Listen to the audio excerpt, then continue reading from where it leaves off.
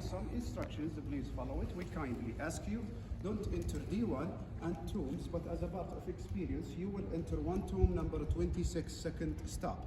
Not allowed to climb mountains or touch inscriptions, niches, and the last of the path, it's the mountain. Please don't climb.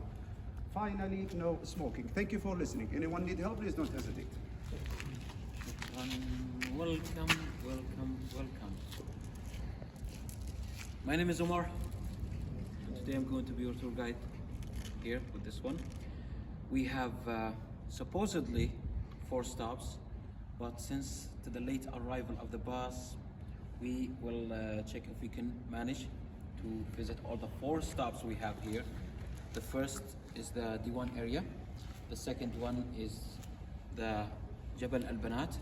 Third one is the tomb of Lihyan. Fourth and last stop will be the Red Mountain here. The tour duration approximately from now, like 1.5 hours.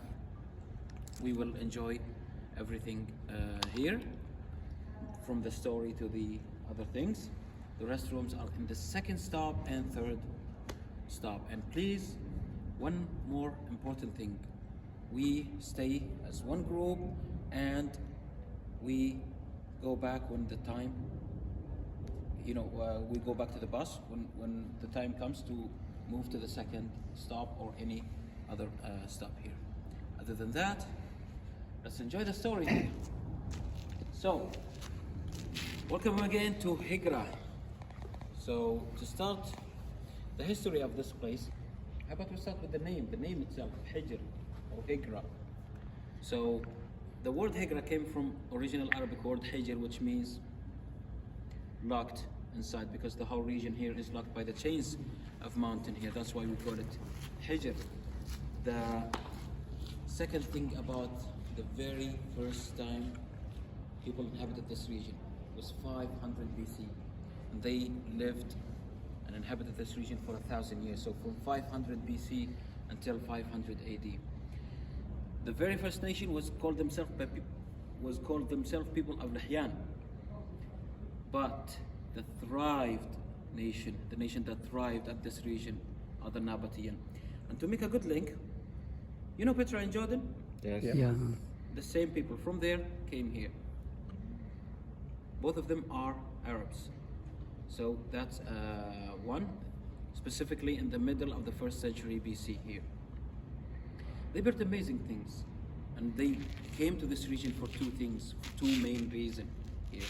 Because this landscape got the plentiful of water, the groundwater.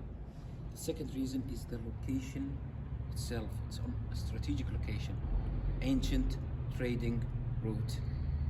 So you have a country on a trading route, you'll earn some good economy here. They built amazing things.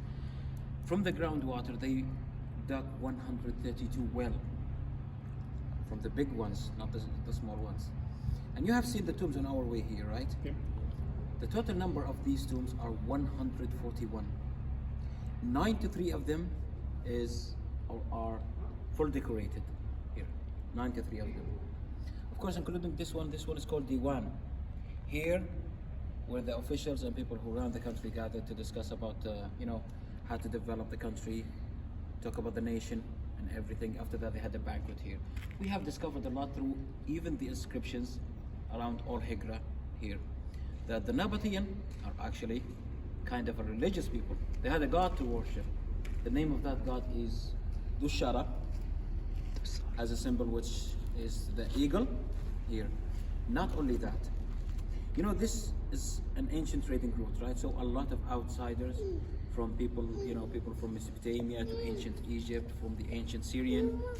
So all of these people, when they came here to trade, buy and sell, those people were also free to practice their own faith. That's why we'll see like different gods here, like the ancient god of Syrian. They call it Ara, or of course the 3 famous gods here in Saudi Arabia, Southwest, Lat, Manat, and Uzza here. Yes. That was, let me call it part 1 of the story. If you have any question, do not hesitate to ask me. All good? Yeah. In the history, it was saying that during Why it called what? Why is this called the land of cursed, or maybe is this location for the cursed? Is it because tombs are located here? Yeah, I get this a lot actually, but it's not a cursed. They might linked the name with this land, not the land of curse, but the land of punishment. Punishment. Yes, the land of punishment. And it's completely not related. I'll tell you why. The land of punishment, we know it's inside AlUla region, but it is not here. Because if we want to talk about the land of punishment, it's the land of a specific civilization, they call it Thamud here. But there is not even a single Thamudic inscription inside Hegra here. Second reason is the timeline here. There is a time gap here. Because the Nabataean here is 2000.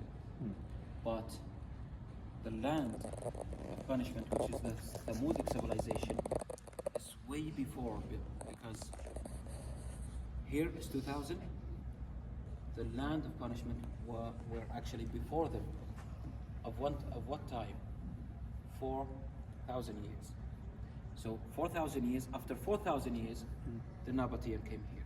So there is a big time gap here. We know that it's inside the AlUla region, but